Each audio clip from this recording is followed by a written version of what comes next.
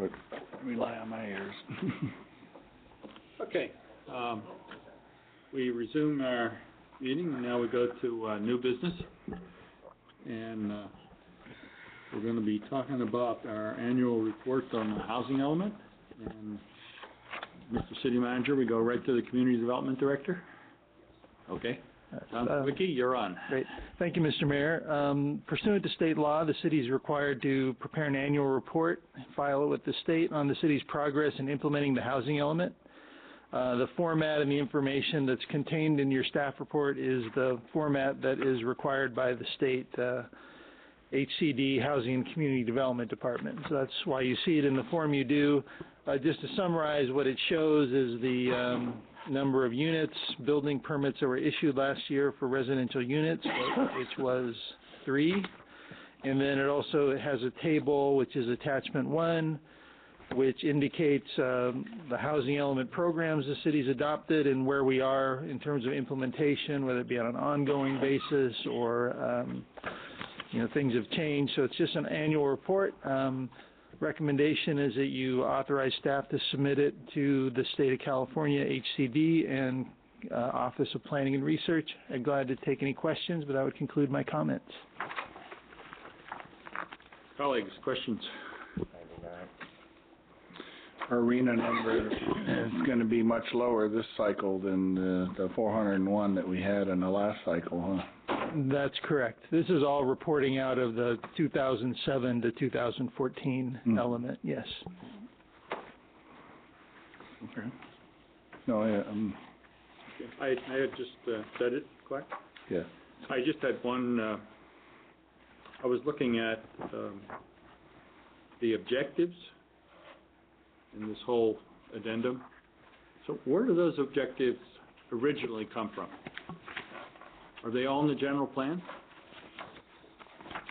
I'm sorry, on the page 6 of 7. Well, if you look at the implementation status, there's a column that's headed up objective. That's kind of a synopsis of what the actual program or policy. The column in the far left, like HA1, that's or for example, the top one, H.A.1.A, that would be a policy in the housing element. Okay. So the objective is really just a brief synopsis of what instead of writing out the entire policy, we're providing a synopsis. So for the state, the regulators, they have a sense of what the policy is intended to accomplish. Okay.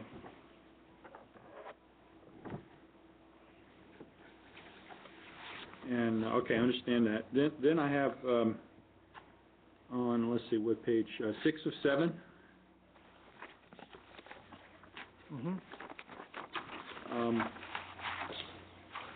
HF 4A, natural heating, cooling. It says promote sustainable development, and then it says Planning Commission recommended draft ordinance 10 November 11.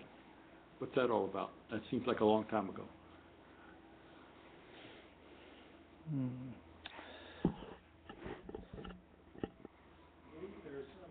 This relates to the subdivision ordinance, that there's policies in state law that you have to provide for passive solar, and I think that was a matter of the implementation of bringing our local codes into the compliance with state law provisions. So it's probably rolled up into one of these sort of omnibus kind of amendments we've been doing to deal with multiple inconsistencies with state law. The implication here is that we haven't done it yet?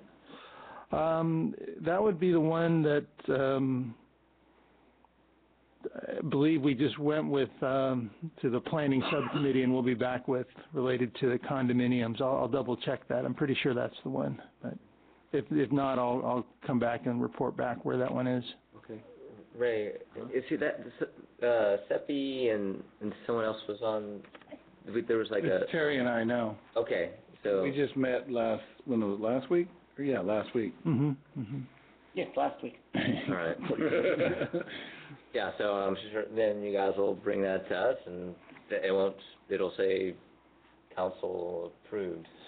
Yeah, there are a number that are pending full council action, which we get through. This one is already approved through the planning commission. Yes. Yeah, that's what it says, yeah. Planning commission, but the date was kind of, 10th of November 2011, so that's kind of a long time ago. So I was just trying to figure out, so what's happened in the meantime, that's all. Yeah. Since sustainable development is Well, of interest to me. it came before us, I believe, a few months ago, and we had questions for staff. But that and was the so condominium conversion. That's, There's some of that, and I'll go, since we don't have the numbers on here, it's my recollection that was again one of those, there are just provisions in state law that we're wanted to be consistent with, and that would have been one of those issues. It wasn't really a matter of it wasn't really featured in the ordinance. It was kind of a cleanup provision, and I think that's Okay. how it was left. But All right, we can verify that. okay. I appreciate that. Yeah. All right. So what we do is to give direction to the staff to turn this report in to the proper authorities. That would be perfect. Yeah. I would make that recommendation to staff. All right. Is there a second? I'll second that. All in favor, please say aye. Aye. Aye. Opposed? Okay. Thank you.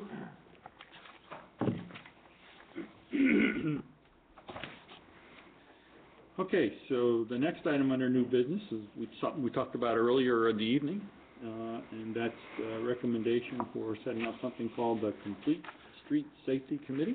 I think Director of Public Works, right? Yes, sir. I'll take a shot at that, sure. Okay, go for it. Honorable Mayor, Member Pro Tem, council members, good evening once again. This is the recommendation on the Complete Streets Committee, or whatever title we land on with it, to fully describe what it is we're trying to accomplish here. As noted in the staff report, it really was the genesis of some conversations that Mayor Miller and former Mayor Lentz had with staff, and very fortuitous, actually, because as a city, and at the staff level, and as we're trying to develop grants and such, and as we are also approaching the updates on our general plan, particularly the transportation element of that, we are at the point where the Complete Streets Act is really being forced upon us in the sense that we have to comply. And I don't want to use force in a bad way, because I think the idea of really integrating your transportation network in a holistic fashion so that you recognize that there are people using it other than folks that have rubber tires. There are bicyclists, which of course have rubber tires as well, but I'm talking about the automobiles and such. There are movers of goods, there are public safety folks, there are pedestrians, and across those gamut of people, there are people of all ages and abilities and such. So what this proposal is doing, what this resolution is doing, would be to disband two former committees that we had and to coordinate and consolidate all of their functions into one committee. So the former Bicycle and Pedestrian Advisory Committee would no longer exist. The Traffic Advisory Committee would no longer exist. And relative to the Safe Routes to School program, that was actually a working group that was established that had members from the Bicycle and Pedestrian Advisory Committee on it, had representatives from the schools, and had technical representatives from staff. So now this would all be rolled into one committee. As far as the committee name, one of the things that staff is recommending is that as a minimum, whatever we decide we want the title to be, we do use those words complete streets, and that's strictly because it's the Complete Streets Act that we're being directed to comply with, and because all of the funding comes via the Metropolitan Transportation Commission, and because they are asking very pointedly, how do you comply with this, it would be very handy and probably facilitate our getting grants if we can say, well, our Complete Streets Committee looks at it, and they, oh, okay, and what do they do? And so that's why we're recommending that. The last thing I'd like to comment on before I'd be happy to take any questions is the very first priority of the committee would be to review and ultimately propose a plan to provide safe pedestrian routes to schools, which is very much on point with what the two ladies were speaking about earlier today, because one of the issues that you're talking about when you're trying to provide safe routes to schools is how are you putting out the appropriate signage to make it safe. With regards to the Safe Routes to School program that we developed, I can't recall how many years ago it was now, the way we did that, the way that work group got together, was we sent out a survey to the parents of all the local schools, and we said, the usual questions, do your children, walk to school? Do you allow them to bike to school? If not, why not? If they did, and they don't, what routes would they walk on? From your home, where would it be? And And then we took that information and we laid it out on these maps and figured out where the primary routes were. And one of the other questions we asked was, if they did walk but you don't let them, are there particular issues that you're concerned about that you would want us to fix before you'd allow them to? And they gave us that information as well, so then that was another layer of information that we placed on top of it. And so that was how we came up with the Safe Route to School program that we have. It was a very successful application, but that's why we had those in-street LEDs that are there at Santa Clara, San Bruno. That's why we put the advanced warning signs in. All of those accommodations and ultimate construction was a result of information that the school-age parents at that time many years ago told us that they wanted, that's where their concerns were. So that's how we ended up with where we were at. But this new committee would certainly, their first task, if so directed by the council, would be to go back and revisit that and to make sure that it's a good plan, that it's evolved, and that we're ready to make new recommendations. So with that, I'd like to stop here and be happy to take questions. Would you talk about the membership of the committee and what we're proposing and the terms and all that sort of thing? Oh, yes, sir, sure. Let me scroll down so I can get that exactly. So the organization and membership, we're talking about consisting of between 5 and 7 members, and because it's a standing committee, would be appointed by the council. The members of the dissolved 2 committees, the TAC and the BPAC, would be allowed to transfer their membership to the Complete Street Safety Committee. So those people that have been serving would be allowed to continue to serve on this committee. And the terms are? The terms, 4 years, staggered 4 years. Right. Okay. And we expect the meetings to be? Monthly. Right. The point is that we expect this to be an important advisory committee and to have a lot of stuff to do, as you can see. And it's going to take a lot of time to do all of that, because there's a lot of issues that are hanging out there that keep coming up, and we need to address them, and the proposal is kind of the way to do that. I think it's a great thing, sir. I mean, it's a really good idea and because as I noted in the staff report, at the staff level, it's just fragmented. There are certain departments that do certain things. Certainly our colleagues in the police department are responsible for enforcement. The folks in engineering, we do the engineering. There's different folks that have to do the education. They get the information out there. Sometimes it falls within the purview of the planning department. So I think if we can find a place to capture all this and make one group responsible for really trying to understand all the issues, it's hopeful that it's kind of the wisdom of crowds sort of approach. You capture all of that information in one place, you look at it holistically in one location, and then theoretically the best answer will come out. Okay, great. So, questions from Clark and Terry, since Cliff and I were a part of this. That's from our subcommittee. So. Yeah, I'm curious how many people we have on the TAC and on the Traffic Advisory Committee, or the bicycle and the TAC right now? Between the 2? 4 on the TAC right now, and I don't recall how many are assigned to the BPAC. The BPAC has not been active. Typically, the way the BPAC has been used is, frankly, if you have a grant application, either to CCAG or to the MTC, you have to demonstrate that it's been reviewed by a Bicycle and Pedestrian Advisory Committee. So that's really the role that committee has served, is that when we come up with a plan that we think we want to promote for application, we ask them to meet, and they review it at that point in time. Yeah, I like the idea. Reading through it, I think it makes sense.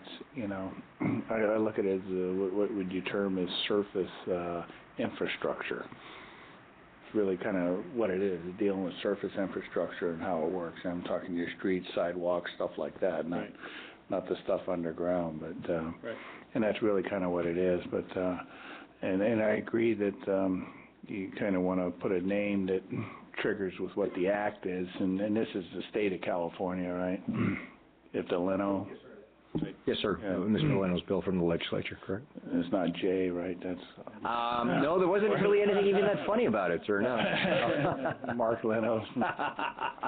Anyway, so yeah, certainly, I think it's a good way to deal with it and to meet more often, because it is so fragmented that it's hard to get stuff done. Just even get people focused on it, and hopefully some of the people from the TAC are willing to still serve. But I like the idea of having a 7-member group. You kind of widen the circle a little bit, and maybe some of the school age parents want to get involved. Sure. They're all great ideas, sir. I mean, I don't really see any downside to this. I think one of the things that I think is also going to be really helpful out of this is that there is this sort of embedded friction between what citizens want and what staff is required to regulate as a result, sometimes of our own laws in the municipal code, but oftentimes also as a result of what the state legislature has said the rules for the streets and highways are. And at some point in time, you know, I think what the council wants to do and what staff wants to do as well is to recognize that it's your city. You know, you need to have some input, and if there's stuff that you want us to do differently, we want to do it differently. We want to give you what you want. So I think this is a great opportunity to get some good thinking minds together on it and really try and do that, and to really try and be a service provider of what it is that our citizens want. Yeah, I know we attempted something back in the 90s that was similar with these neighborhood groups that, and we kind of ended up with fragmented things like speed bumps on Klamath Street. And then 15-mile-an-hour zone on one portion of Monterey where it narrows down. It's kind of, you know, people were wanting to control their own destiny in their neighborhoods, and it really kind of fragmented. It's like, why is that a 15-mile-an-hour zone? And people forget what the history of it is, and everything else in town really is 25, right? So it's Yes, sir. kind of interesting. So I think this is a good way to kind of deal with that, and like you said, the holistic point of view. So I think there are 4 people already on the traffic advisory committee. Karen, is that right? 4? Yeah, and hopefully, and 2 of them fairly recently appointed. So I'm assuming that, you know, that they will want to continue. And I know I got an email from Colleen Mackin, who's publicly expressed an interest in this, Right. and she really was happy to see this on the agenda. So I'm assuming that when we go out to fill the remaining spots, that, you know, she'll be one of the applicants. That's great. I think there's a real interest in this. Terry, do you want to weigh in? No, I think it's a great goal. I tend to feel that the committees seem to work a little better when they're a little smaller, but because there's so many, there will be so many different ways to look at so many different streets that, you know, 7, if it works for the group, is not unusable, but so I think it's a good idea to get the public involved and get recommendations from them and see then how it plays out, because anything that you try to do is going to get someone up in arms over something. So, Yeah. but a great idea. Right, okay. And we have sort of the precedent now, the committees that Stuart is working with the subcommittee process, which seems to work pretty well when it's, you know, appropriately orchestrated. And that could be the same here, because there's a lot of different areas. Do you want to say anything, Cliff? You know, I'm really excited about moving forward with this. I think we got some folks in town that would love to be a part of it, and I'm glad that we're all in agreement that it could go up to 7. Of course, you know, you can put it out there, and once the person signs up, and then we'll have a committee of 5.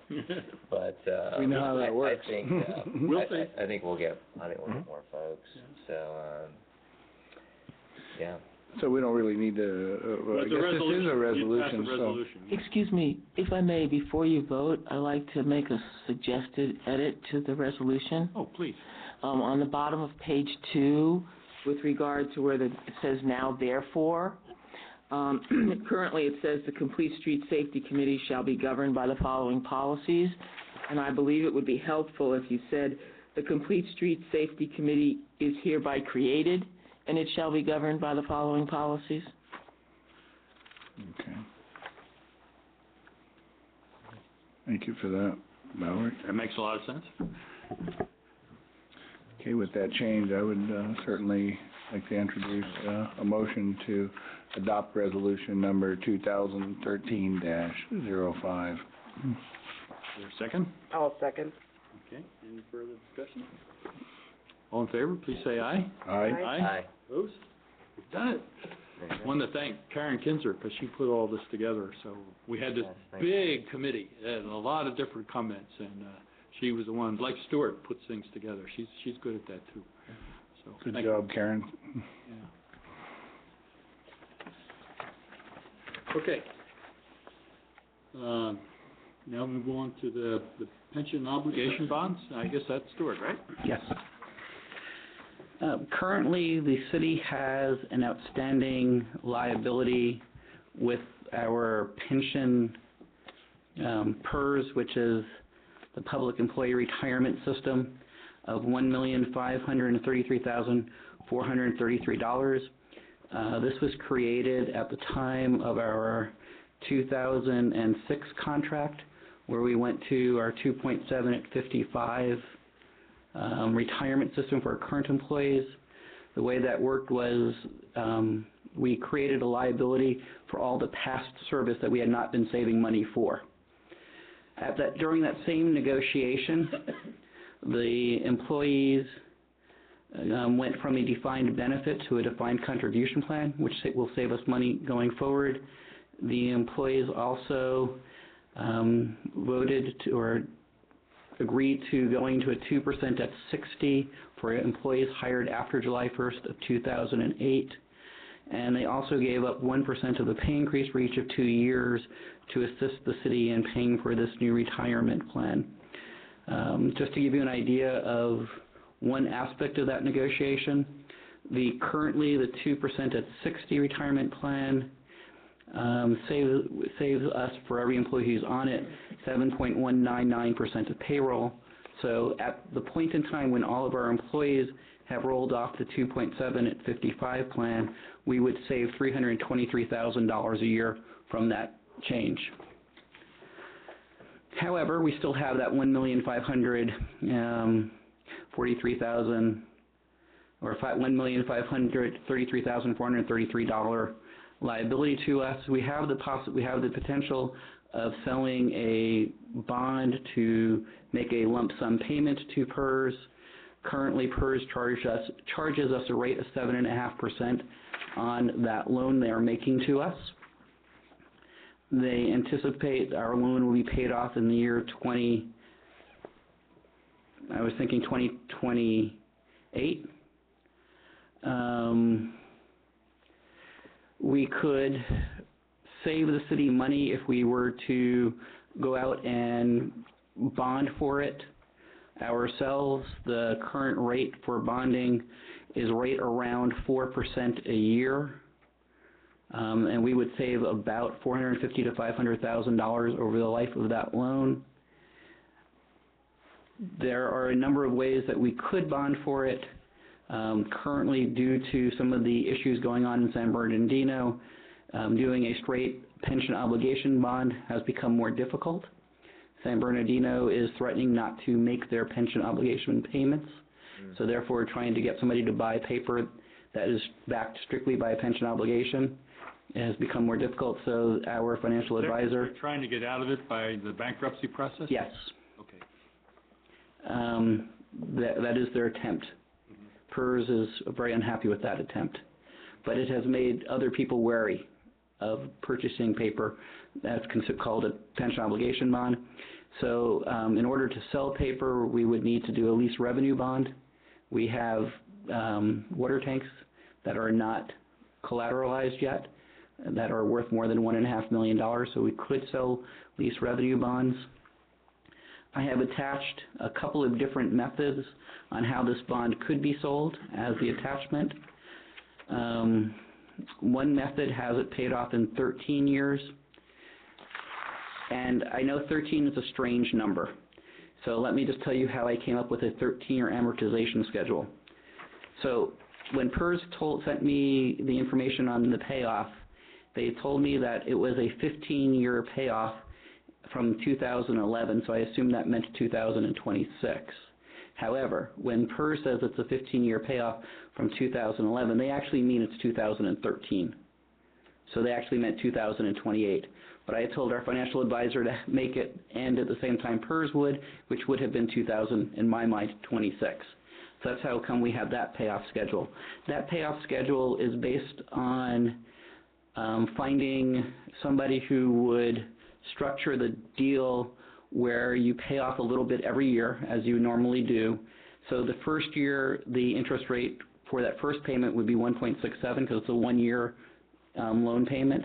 In the last year, it would be about 5.5% because they're holding it for the full 13 years. So that's how that is structured, which is why I have in the note between 1.62 and 5.5% interest rate, because it gradually goes up as the length of that particular bond happens. The second structure is a 10-year. A 10-year, we would get banks to bid on it. So it would be a little bit more competitive. Banks don't like to go out more than 10 years. The difference, though, is banks look at it like they look at mortgages. So the anticipation is it would be about 4%, but it would be 4% every year. And they work out to be just about the same.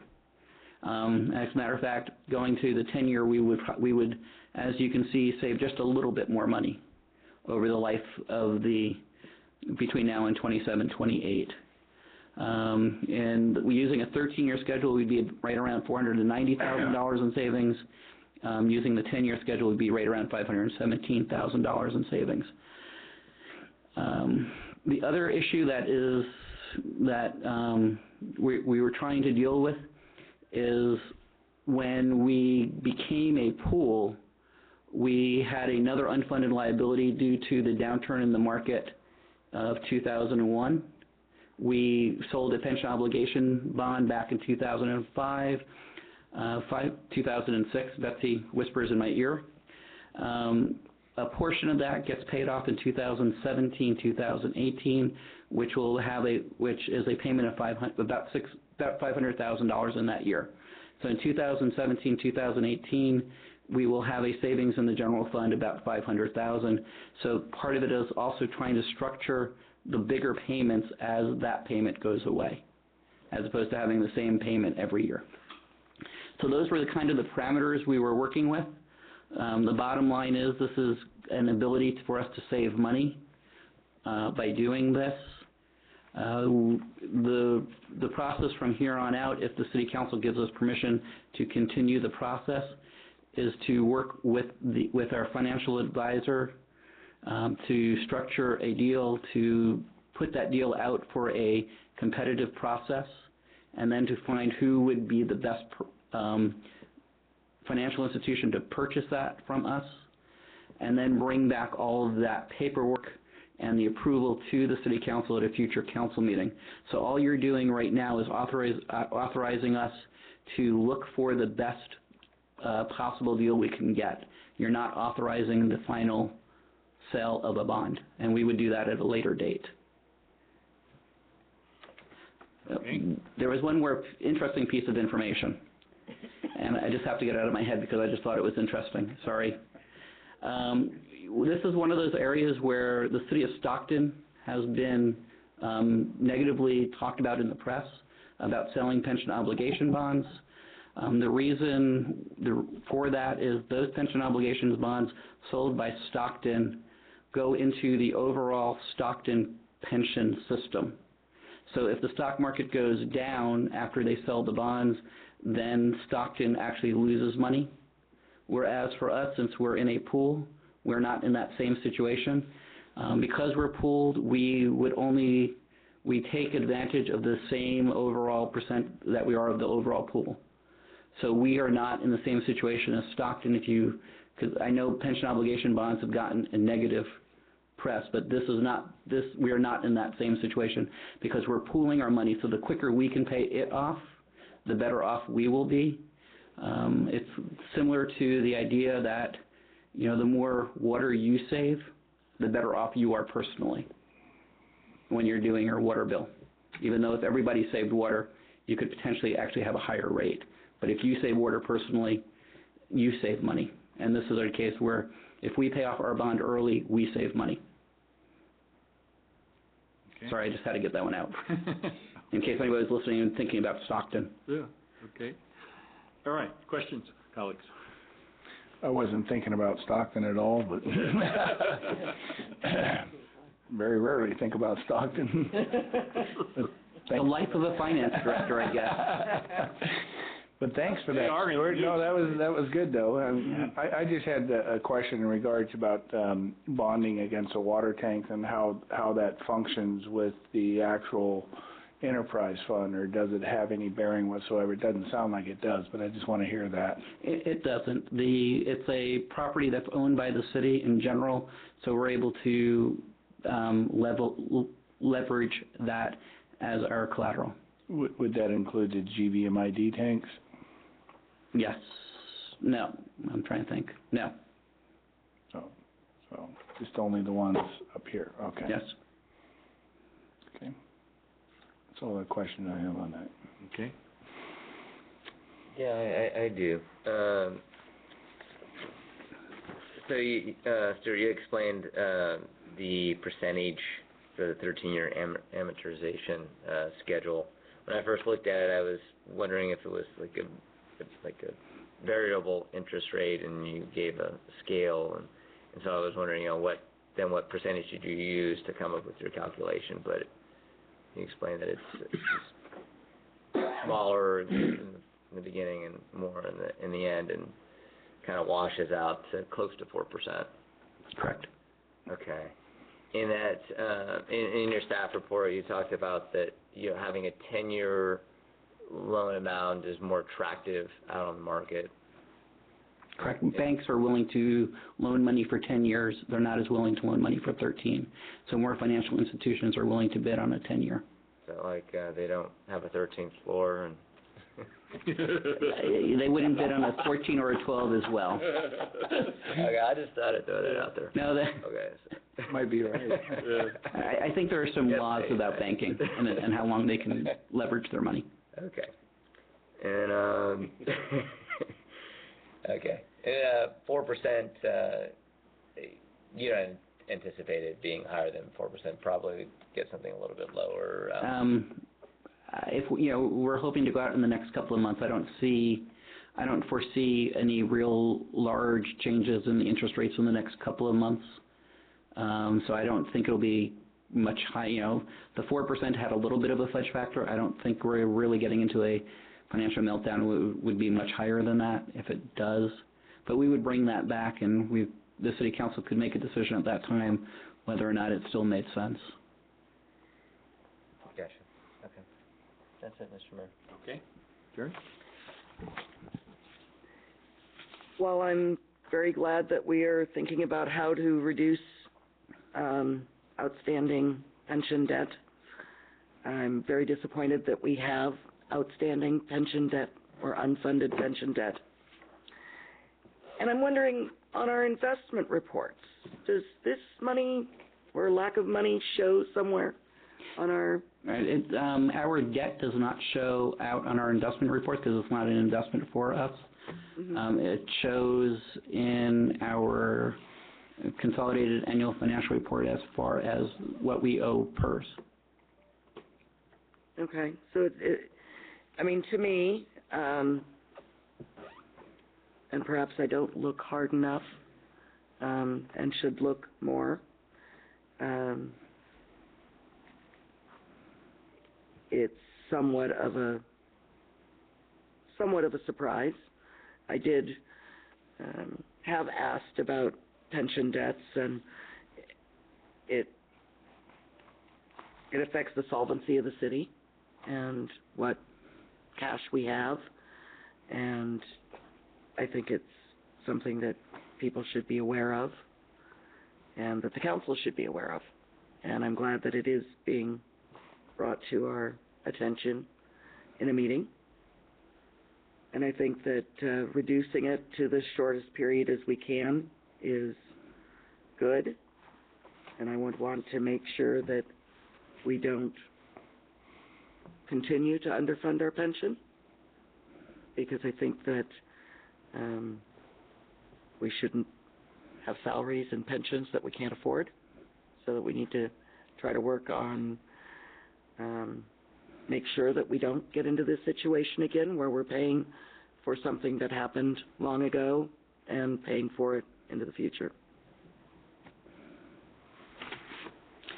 I agree that, if this is a trade-off that a previous city council had made to reduce future pension obligations by going to, by trading 2.7 at 55 for current employees to 2% at 60 for future employees going forward. In 2006, when this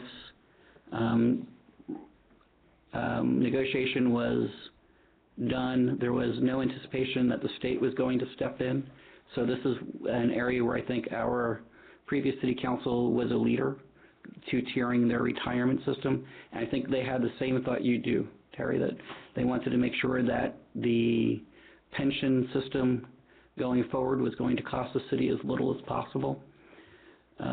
We've never underfunded our pension. We've always paid the amount that PERS has asked us to pay. PERS develops their payments based on their actuarial projections and their accounting guidelines. So we've never underfunded our pension in the past. This is just a product of changing from one retirement system to another. If we had stayed at the 2% at 55 retirement system, this unfunded liability would not have happened, but going forward we would not have had the savings that we were going to be able to take advantage of by going to the 2% at 60 retirement system. So I agree.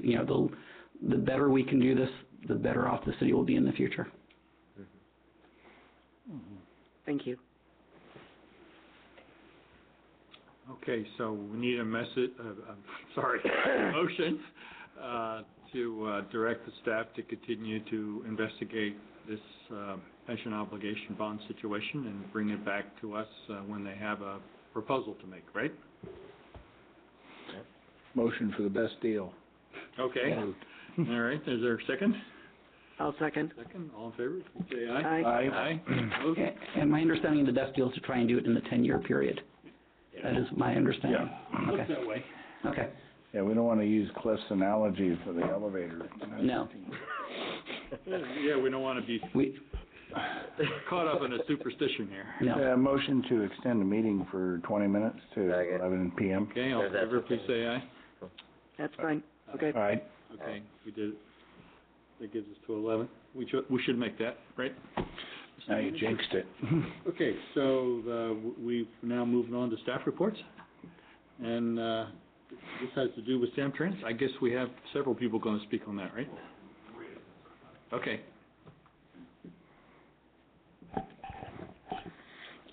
Good evening, Honorable Mayor and Council members. Just want to give you an update on the Samtrans service plan.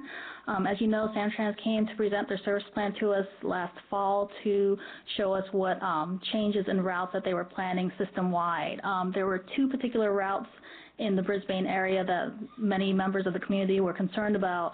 The first was the Route 292, which provides service from Hillsdale Shopping Center into downtown San Francisco. Part of the recommendation at the time of the initial draft was to reduce the San Francisco service during non-peak periods.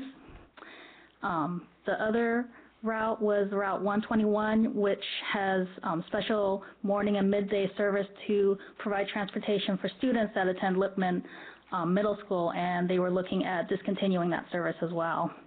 I'm pleased to report at the last Samtrans board meeting, the final draft of the SSP after comments were received and reviewed. And I should note that in regard to Route 292, over 250 comments were received on that particular route, the highest out of all the comments that they received throughout the whole plan review. As well as about 170 comments were also received in support of maintaining Route 121.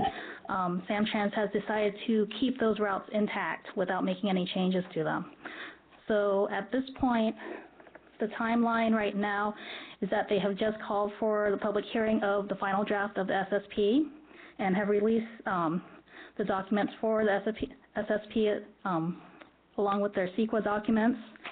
Throughout the month of March, they will be hosting 5 public meetings for this final draft, one of which will be held here in Brisbane on Wednesday, March 20th at 6 p.m. here in the community meeting room. After those public meetings, we'll be still accepting comments up until April 15th.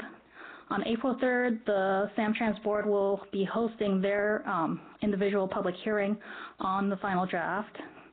And during the month of April, they will also be revising the draft as needed based on any additional comments that they receive during this new comment period.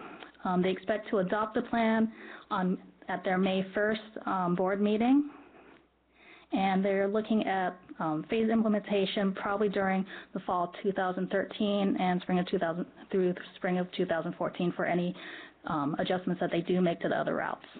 And with that, I'd be happy to answer any questions. How important is attendance at this hearing that is being held this coming Wednesday at 6 o'clock in this room, right? While we do have the routes that service Brisbane directly intact, there are several routes that are still recommended for changes that is available online through the Samtrans website. So it would be important for people who use the other routes that may have changes recommended to them. If they wish to make comments on those, they're welcome to do so. But would it be good for people to come and say, I'm glad you did what you did about 292 and 120? Absolutely. I think, again, with the number of comments that we provided, it definitely made a difference for our community, and I believe they would appreciate hearing some thanks for listening to us. Okay. So are we going to publicize this as best we can? Okay. And we got the activists, they're all on board? Yes. Come and say something, hopefully? Well, we've certainly been in contact with them. Uh-huh, okay. So what's this business about the letter from the mayor that's on the agenda here? Yeah, we thought it would just be helpful to kind of confirm the council's request to Samtrans to not alter these routes. And so we thought it would be good to send a letter under the mayor's signature on behalf of the city council, I guess thanking them for not changing them and kind of reinforcing the decision that they have made in terms of this final draft. Okay. And so if it's the council's wish, the staff will work with the mayor to do that. Would it be good to have that, the text of that letter at the meeting on Wednesday, or what do you think? Or it just goes to the board probably, right? It'll go to the board. I guess we can talk. If we can have it done by Wednesday, I guess there's no harm, and we can kind of maybe officially deliver it at the meeting. We can do that. Will any board members be here, or? I don't know. I don't believe so. Usually these meetings are hosted by staff. Mm-hmm. So it might be that if it's ready, then we could read it, but it's actually, be delivered to the board, right? Correct. Right. If the council was agreeable that we should do that. Yeah. Yes, I do. Okay. So sounds like we should do that. Okay. Okay. I have one other item that's not directly on the agenda. Okay. Last Friday, Maria and I had an opportunity to go to a workshop on the Affordable Care Act, which is kind of has the popular name of Obamacare, and its impact and its rollout. It's clear, I guess a couple things are starting to become clear. One of them is that this will impact some employees that aren't currently covered by insurance. In our case, I don't believe it's going to be a lot, but there'll probably be a few. But probably the biggest takeaway is that the Act is going to require a fairly significant amount of record keeping that we have not had to do up to this point. So staff is going to have to take a look at that and see how we're going to have to address that. And we'll probably be coming back to you during the budget season with regards to that. One kind of interesting thing to keep in mind that I hadn't really thought about before, but as you recall, when this case when this law started working its way through the United States Supreme Court, ultimately, I guess Justice Roberts decided that it was a tax, and that was his reason. His legal reason for supporting it.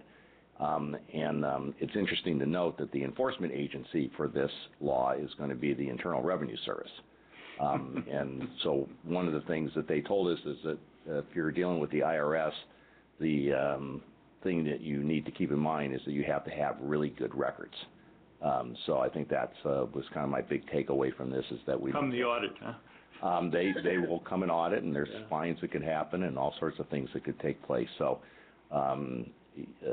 good faith is probably not good enough with the IRS. You have to have good records. So that's something that staff will be looking at and bringing back to you.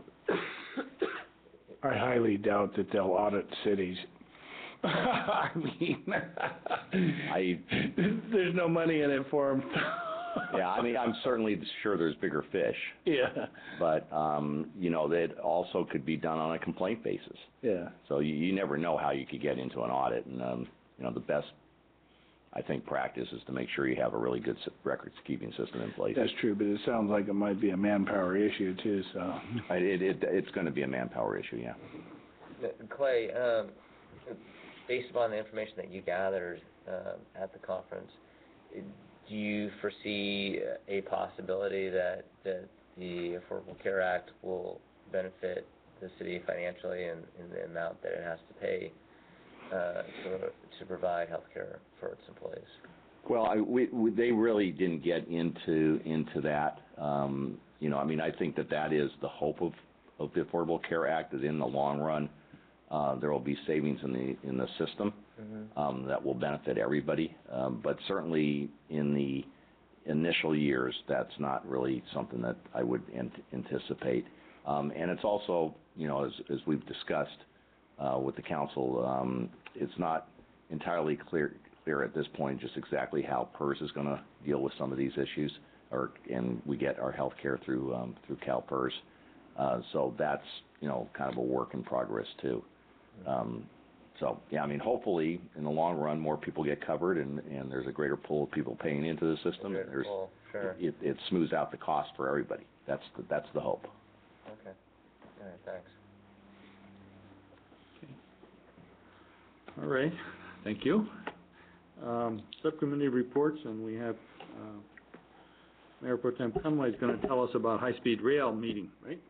Right. This is a consortium group with Palo Alto, Atherton, I think Burlingame, Brisbane, and one or two other cities that weren't there. And it's down in Atherton. It's actually quite an active group. It's just really for communication, kind of a sounding board for the community, basically down there. And but a lot of good information. And I'm finding that, you know, with Palo Alto being in Santa Clara County and you know, all the other cities in San Mateo County, it's creating this collaboration of this communication effort. But probably about 25 people were there, a lot more than what we had here tonight, you know. And it's pretty interesting that a lot of folks are really against high-speed rail on doing this blended system or four-track, you know, the fear is a four-track system. I'm also finding that there's a lot of opposition to electrifying Caltrain, which I found strange. And the main reason is aesthetics of having unsightly overhead lines and grade separation on what that would cause. And, you know, a lot of people say, we don't need the grade separation, you know, and it's fine. And the lack of a study of looking at alternative fuel engines. Instead of being diesel engines, maybe looking at natural gas engines. And so it's quite an interesting dynamic, you know, because you see the other side of, you know, what people are looking at and what they're thinking. And also they're going to cut too many trees in order to make the overhead electric lines. So they have a lot of different issues than what we have up here. I mean, where our concern is you know, they're going to be taking this land, or we, you know, what's going on? You know, I mean, we don't really know as far as the maintenance yard. And we have a four-track system here. I mean, we're probably one of the few in the county that do. And there's no trees there. So this one kind of cuts right down through those communities, and, you know, of course, they're pretty affluent communities, too, so they want to use Oh. Get ahead of the game, I gotta tell you, it sounded like a fire alarm going off, or alarm clock when the mole went. That's your little light thing, you Yeah. better wrap it up. Yeah, that's what I kind of thought. Get an ejection seat. So anyway, that's really kind of what it is. It's just more of a communication forum, and so, but the group is kind of building steam to where you can get answers to, you know, a lot of questions that come up, so. And the city of Palo Alto actually prepares staff reports and stuff for this, so we re-elected the chair, who's from Palo Alto, so he's willing to serve. And also there's a lawsuit, I guess, on the high-speed rail out in Central California. Are you aware of that one, Valerie?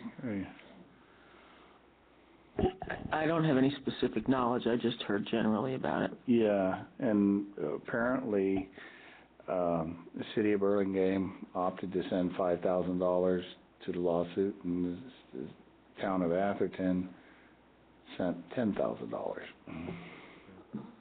Kind of interesting. I don't know what the specifics of the lawsuit are, but they're willing to pony money out of it. And I think it's probably, you know, for the fear of what may happen up here, so. That's it. Okay, good. Cliff and I attended the Council of Cities on Friday night, and there was one really interesting takeaway for me. It was a great presentation. It was a very good presentation. It was moderated by the police chief from San Mateo. And the assistant district attorney was there, the Assistant sheriff was there. Oh, the district attorney and the assistant sheriff. Yeah. And also the police chief from Colma. Yes. So there was a panel of four. But to me, the most interesting takeaway was one of the consequences of the state law, that the so-called realignment, that requires the county jails to take a lot more of different types of offenders, and the averaging out of the sentences and the treatment among all the counties. It used to be that San Mateo County was more strict than some of the other counties in the Bay Area, and because of this new state law, because you have to follow the same uniform patterns of sentencing, there's less sentencing for robberies, and they get sentenced, and then they only spend a half of that time in jail. And as a consequence, a lot of the robbery gangs from those other counties are now coming into San Mateo County. And so there's been this big spike in robberies in San Mateo County just in the last couple of months. Yeah. And they go down the freeway corridors, you know, 101 and 280, 92, and they've caught a couple of the gangs from East Oakland. Another gang was from San Francisco and another from San Jose. So they're not, you know, San Mateo crooks. They're crooks from other counties that now figured out that, you know, they're not going to get any tougher sentences in San Mateo County than they would previously. And in fact, there was 2 members of the Colma City Council have been robbed just within the last year. Their houses. House robbery, yeah. So that was kind of an interesting takeaway, and I'm sure the police chief knows all about it. But that was very instructive. Home invasion robberies or burglary? There's a difference. The 2 council members from Colma actually, there were they kicked in the door. They were residential burglaries. Nobody was home. Okay. You know, one of the things that the DA is trying to do is to reach out to every city and make a presentation to every council. And yeah, I think that would be great to set that up and just, you know, to have another refresher of how to stay safe in your home, you know, and things to look for to make your community safer. So if we could set that up, that would be great, Chief. Yeah, okay. So I thought it was a really interesting presentation, and I'm sure you agree, and what I just said was instructive to me. I had no idea, and I'm sure the police chief knew, but that was news to me. Yeah, well, you know, one of the things that they said that there's that before it was, you know, you went to state prison, and now you don't go to state prison is dealing drugs and embezzlement. Mm-hmm. And I was like, yeah. So now there, you know, there's a lot more of that, and you know, and of course all of the internet crimes, you know, identity theft that are so rampant today. You know, no one's doing state time for those things. So it's like, yeah, okay, you know, crooks are getting into that racket, and then they spend you know, maybe a year in county jail, and then they're out. So county jail is not supposed to be as bad as state prison time? Is that the theory? They don't allow you to stay in the county jail very long, right? You know. That's correct, because, well, now with this new realignment, the county jails are becoming overpopulated because they've changed the sentencing. So now where you would go to state prison for a felony robbery, now you'll be sentenced to county jail for less time.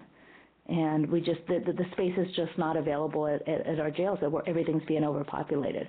So they've made this realignment, and the key and the goal is to try to provide better services to our inmates and provide them with skills when they get out, health, you know, address some of their health needs, you know, some of the counseling needs, maybe get them on medication if they have some type of disability. And so the goal is to try to rehabilitate, but to try to address what the real needs are for this individual. But we're still finding that 70% of those that get released end up reviolating again and end up going back to jail. Only a small percentage actually take advantage of these services that are being provided to them from the county. So yes, the sentences are becoming shorter, and they're doing county jail instead of state time. And so society as a whole takes the toll. Unfortunately, yes. You know, it's interesting, you know, just how you worded it, Lisa, about, you know, rehabilitating, and the DA and the other law enforcement folks, they were promoting that message. Yeah, you know, we have these folks, they just need some extra help. But you could tell that there's the underlining, you know, feeling that, you know, after a couple of years of doing this, people are going to get upset because the amount of crime will go up, and they're going to want to have a more lockdown type of approach for repeat offenders. Is this coming from Jerry Brown? Well, we don't want to mention it. No, I'm serious. Is he smoking pot again?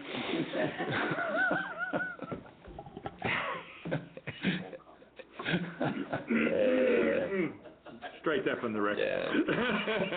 I guess you're not running for statewide office, are you, Clark? Anytime soon. But yeah. Okay, I just thought that was a really interesting and new information for me, and I think the community people should know too. And you know, there's this sense of relaxation about, you know, leaving doors open and so forth, and maybe we need to be more careful about those things. You know. Well, they are finding that a lot of these criminals now are starting to, yes, move into other counties and other areas where they're not known by their local police departments, and they can easily, especially along the freeways, easy access off and onto the freeways. But yes, a lot of these criminal gang members can easily go into our community or any other community and not be identified as a gang member because we're not familiar with who. We know who our regular locals are, but when you have people coming in from other communities, they're able to get in and do some things, and we don't identify them as gang members or associated with a particular, you know, crime or gang. So yes, they are starting to filter, and we're starting to see that within the different counties. Okay. So we've gone beyond the time we agreed. We have a few more items. What you want to do? What's your pleasure? We have just the council meeting schedule and a couple of letters, and then we're through, I guess, right? Maybe, Well, and then we have closed session. And then we have a closed session. let's just go through the council meeting session and put the others off. Those don't look like they're pressing, I'd say. Okay, yeah, I don't think so. Yeah. Yeah. I Well, agree. you know, there's one thing that I think we should just talk about real quick, and that is the proposed council recess. So it's in July, and typically we've had it in August. I know, Ray, you have that time that you go away. July actually works well for our family, just with camps and kids and things like that. So I you know, I'm cool with the July recess as well. I never get away anyway. It'd be just away from here physically. I mean, that's about it. Mr. Mayor, could I offer just one comment on that, if you don't mind? So, I just want to alert you that there are two issues that we normally bring to you in July, and we can deal with them if you're not going to be here. But what happens is we have to get two items on the tax rolls, and it has to be to the assessor prior to July 31st. But unfortunately, we don't get the information that we need, or I'm sorry, it has to go on the recorder's roll. We don't get it from the assessor's office until very late. That's the Sierra Point Landscape and Lighting District, and it's also the NPDES assessment that we do every year. So we can certainly deal with it, but the way we would bring it to the council is that we would be bringing you the fees, and we would be asking you to give your authority to the city manager to approve it once we get the correct. We could do that at the end of June, right? Well, no, we wouldn't. We could do that, but your decision that you would make at that time would be to give the authority to the city manager to approve Right. it once all the data is in. Right. Because that's the only thing we wouldn't be able to bring you, because we end up, the way we get the information is so late that for us to get it to you and to get it in before the July 31st date is very To do difficult. the instructions in advance, then we can do it? Yes, sir. I don't know, as council would disagree, but you can give that authority. But I just wanted you to know that it'd be a little bit awkward if you haven't seen it like that before, so I just want to let you know that Okay. we would deal with it for you. Okay, well, we can look into that, see if there's a problem. Sir. Both the city manager and city attorney have to weigh in on that, but it seems like there's a way to deal with it.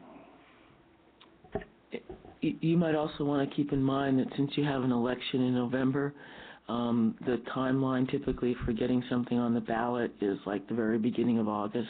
Mm-hmm. Right. Yeah, so we do have an item that we might bring forward to the people. Right. So, But we can do that in June, right? thankfully. Our hope is to bring that back to you in June. Yeah, you certainly can do that in advance. I just didn't want you to get caught by surprise. Right. No, that's good advice, for sure. Yeah. Okay. So, the council is comfortable with the proposed schedule then? That's fine. Okay, so I guess we've done that. And then it looks like we'll postpone the communication part to the next meeting. Then we have oral communications number 2, and since there's no members of the public sitting here anymore, I doubt that there's any request for that. But we can't just adjourn. We have to adjourn to the closed session because we have another matter to deal with in the closed session. So I guess the proper motion is to adjourn to the closed session. I'll second that. Okay, in favor? Aye? Aye. Okay. Thank you, everybody. Can't we just turn off the cameras and do it right here? Get everybody out.